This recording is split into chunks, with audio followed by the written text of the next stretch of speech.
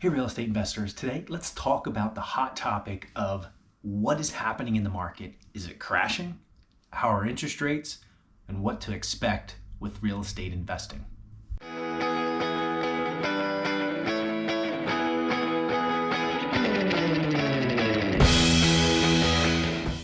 Hey, real estate investors. Today, I want to give a quick update of what the market is looking like.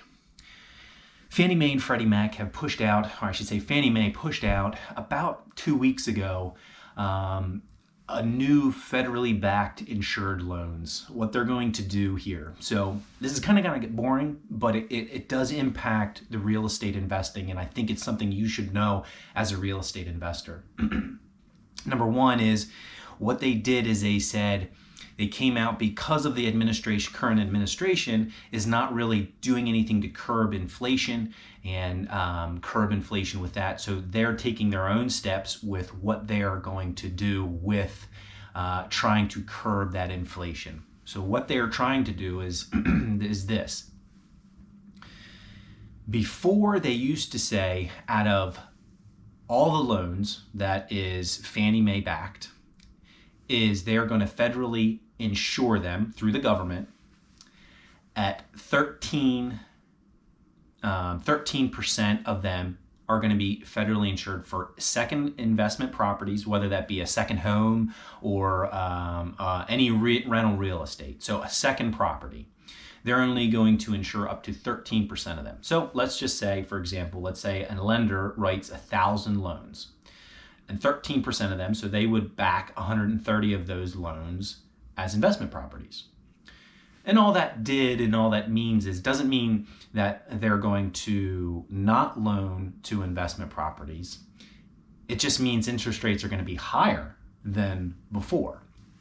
So they are going to now make it 6% instead of 13%. So instead of out of the 1,000 loans, 130 of them were covered by Fannie Mae. Now only 60 of those homes.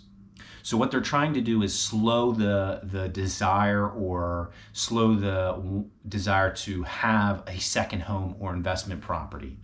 So what that means is, it doesn't mean that they're not going to loan to you. It means that they are going to push that interest rate up. So I think I got a recent one on a refi for myself. I think it was a little over 4.25, almost 4.5.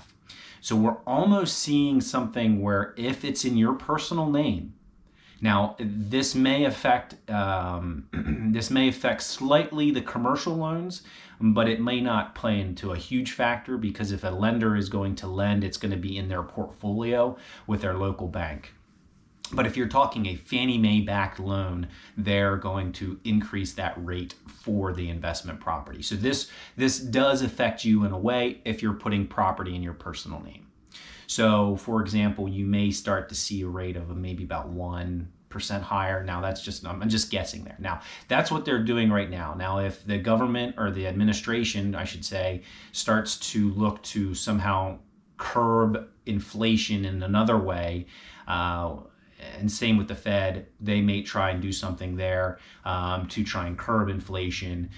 But if they're going to let inflation happen, or they feel like Fannie Mae feels like we're in a bubble right now, they're going to keep this, or even maybe stop or slow down the investment lending. So when you're running your numbers, that's going to be kind of important to know exactly what does that look like for you. So number two is to look at what is interest rates going to be doing in the future here. I mean, because my honest opinion was, I always felt like, hey, interest rates start to rise, that's going to squash the desire for purchasing rental units. One, because the numbers, it's harder to cash flow. It's going to kind of squash the economy a little bit. So once you start to see interest rates start to rise, you're going to start to see that market kind of retract a little bit in the desire for rental units. Now, one of there's many factors with the real estate right now. One, I think its inventory is extremely low. Building costs are extremely high. And at least here in South Central Pennsylvania, it takes too long to go through a land development project. Let's say a builder purchases a property, a 30-acre property, and they want to put in 100 homes.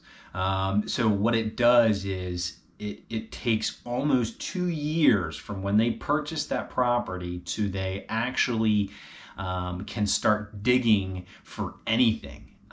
Because they got land development, DEP, EPA, and getting their approval, PennDOT's approval, and so there's just a ton of that. So it takes way too long to get a land development deal in. So with inventory, at least in the South Central Pennsylvania area, it's just taking way too long. So inventory is super low. So new construction's low.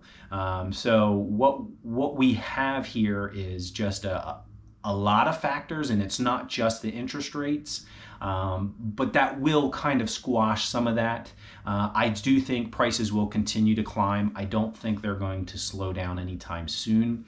Now, this could totally change in a year or even 6 months if the Fed and Fannie Mae decide to change up their lending rules. But as of right now, they're looking to kind of squash the desire for second homes investment properties by raising that interest rate on those type of properties.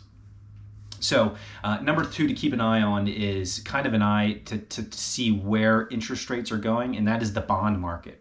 So if you look at the 30-year bond market, you'll kind of see that they're kind of sloping down right now. When you start to see that sloping down, you'll start to see interest rates start to rise. So you will start to see a little bit of rise in the interest rate as well, not only just on the investment side, but also with the primary. Now, for the most part, we're still super low. Really, really super low. And so I don't see that squash. It may squash a little bit of some people, but I think ultimately, because inventory is so low, people needing houses, I think it's going to continue in this way for a little while yet. Now, if we start to see interest rates start hitting 5, 6, 7%, then that's another story. That's going to start squashing things pretty quickly and pretty aggressively. But if we're still below 4, still below 5, I think we're going to still see pretty aggressive real estate market at this point. So what does that mean for real estate? What does that mean for your investing? I always say, if the numbers make sense, buy it. And there's still a lot of properties out there that make sense. Now in the multifamily space compared to single family space, that's a huge, debate there. Right now, multifamily is just way too high. Cap rates are way too low. I personally wouldn't buy anything right now. Well, I shouldn't say that. I wouldn't buy anything that doesn't make sense. And so when I'm running the numbers, it has to make sense. And right now, single family homes, there's still opportunities there. I still like a lot of single family homes. I'm still buying single family homes. I really do think that is a better cash flowing asset right now than a lot of your multis. However, if you can find a multi that makes sense, again, if it makes sense, the numbers work. If the numbers work at 4.5% interest rate, if the numbers work at a higher interest, then it's a no-brainer. Go for it. Do it. Especially if you're buying and holding, if the numbers work, don't wait. Now, will we see a sharp decline where you can purchase properties with this huge thing called forbearance, where we're seeing a lot of people not being able to pay their mortgages? Obviously, there's a moratorium right now on foreclosures, so that's not going to happen right now. So will we see a snowball effect down the road where we're pushing this down the road? Maybe. My guess is we're too big to fail. My guess is the government's going to try and step in and help in some way, shape, or form. Right, wrong, or indifferent, I don't know if that's the right move, but I wouldn't bank on waiting for something to happen. It's a good idea to have your money and your cash available, but if inflation continues to happen, it's better to have your money in an asset already that is cash flowing, is working, you're paying your debt down, you're using future money to pay that debt down, and it just makes a lot of sense in that. So I'm going to do a little shout out for Jason Hartman. Jason Hartman did a video explaining where 1970s purchased a house for $16,000, then he used a 30-year loan to to show it off, how much debt you paid off, and so forth.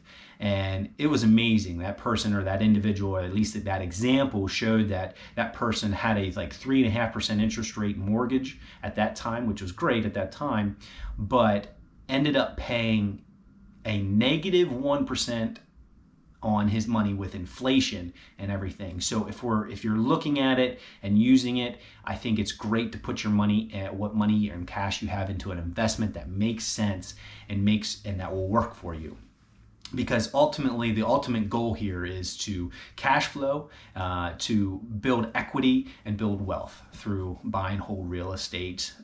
If you're looking to flip, now's kind of a good market, as long as you don't get caught in some sort of crash. So just being smart with what you have. So my forecast, at least on the real estate market, is always be buying. Always be making sure the numbers work. If the numbers work, buy. Don't buy on speculation. Buy on what the numbers work, and you'll be fine.